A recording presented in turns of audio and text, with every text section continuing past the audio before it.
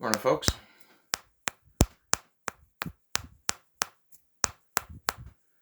So, I got my camera a little too far away. How's that? That's better.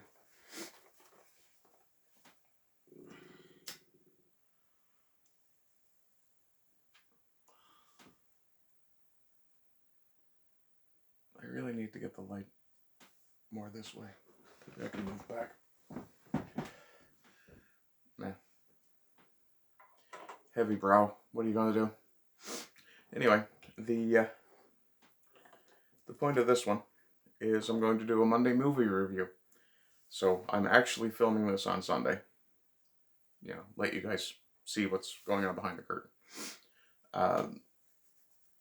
But I just watched the movie Appaloosa last night. I believe it's a 2008 movie, Western. Ed Harris, Viggo Mortensen, Jeremy Irons, and Renee Zellweger. It's sort of a touch of the buddy cop film as a Western. The relationship between the two men, Viggo and Ed Harris, perfect. Or, sorry, not perfect, but very well written.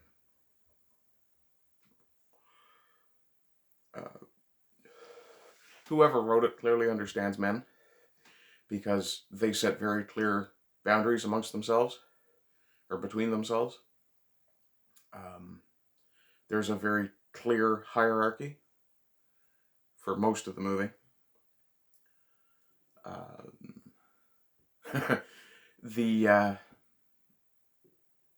I'm trying to avoid spoilers, and I don't think I'm going to manage it, but it is a 14-year-old movie, and if you haven't seen it, well, spoilers won't bother you.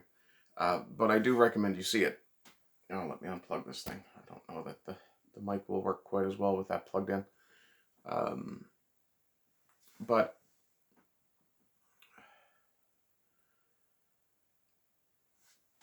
the film starts with very realistic violence. It happens quick. It happens in brutal fashion. And yeah, it's over and done in a flash.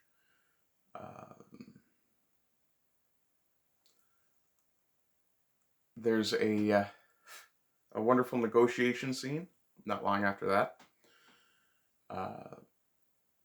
which illustrates the importance of jumping on an opportunity when it presents itself. Sorry, English not that good, not that easy even for people who grow up with it.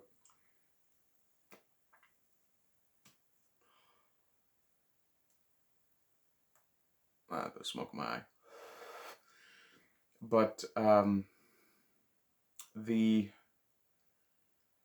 story progresses more or less the way you'd expect it. There's, I suppose, a less charitable leftist watching this film, and let's be honest, there aren't a lot of charitable leftists. But a less than charitable leftist watching this film would call it misogynistic for the way it portrays Renee Zellweger's character. But if you look at it realistically, for the time, it was in fact probably perfectly appropriate.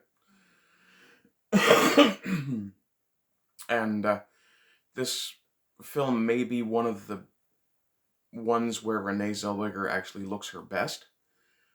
But there's one scene where the lighting makes her look absolutely haggard, and it really, just that one shot gives you a very clear understanding of her character and what her character is struggling with, or the life that her character has lived, especially if you take it in totality with the rest of the film.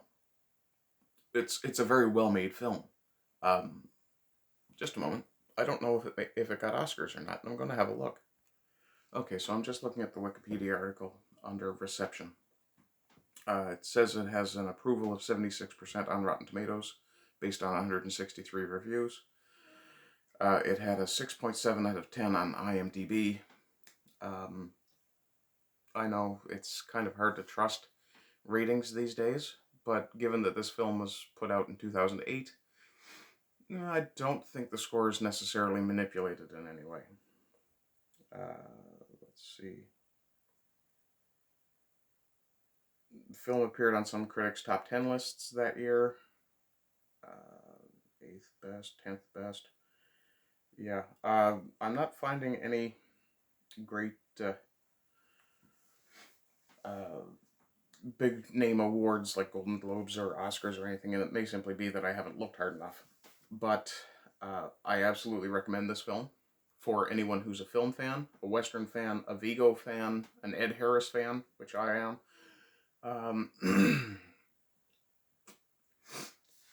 I think I'd even recommend Renee Zellweger in this film, because she does do a good job acting in this. Let's see. It's a sensible runtime, hour and 14 minutes. Or sorry, 114 minutes, so close to the 2-hour mark, which is about where a film should be, in my opinion. Maybe a little shorter in some cases. But there is great dialogue, very blunt and brutal Old West behavior. I think it's a solid film all the way around. There's some beautiful shots. There's some great narration at the beginning and the end by Vigo.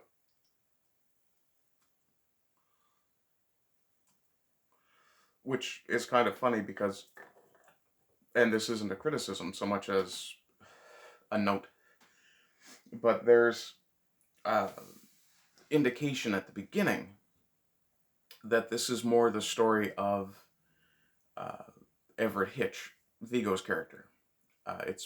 It seems more like it's his story when you hear the initial narration, and at the end when you hear the closing narration. But it's really more like his character is storytelling what happens if you go through the rest of the film. I would put this up with Unforgiven. It's not quite to the level of Josie Wales in my mind, but then again, I have a very rose-colored spectacle view of Josie Wales because I used to watch that with my dad, so very much biased on that point. It's definitely at least as good as The Quick and the Dead. What else would I compare it to? High Plains Drifter. It has a similar aesthetic to High Plains Drifter. Not so much the Morning Crow, the sort of storyline, but storytelling evolves, which is a wonderful thing. But yeah, if you want a good movie to sit down and watch, a bit of popcorn, it's good. Jeremy Irons is actually really good in it as well. He sort of plays a villain. Well, not sort of, he very much plays a villain. And Jeremy Irons is extremely well suited to the role of a villain a lot of the time. Yeah, so I think that's pretty much it. I don't want to devolve into rambling here, and this is pretty much a 10-minute video by the time I'm done, so that's good. So yeah, if you're looking for a good Western, or just a good movie in general, I would recommend Appaloosa from 2008. Other than that, like, share, subscribe, comment. There's a subscribe star link. I'm working on it. I'm going to get tiers and end cards and all that good shit put together at some point. There will be a thumbnail for this. Disco, stop trying to bully me. Other than that, I hope you're having a good day. I hope you continue to have good days. And rise again until lambs become lions. Bye-bye.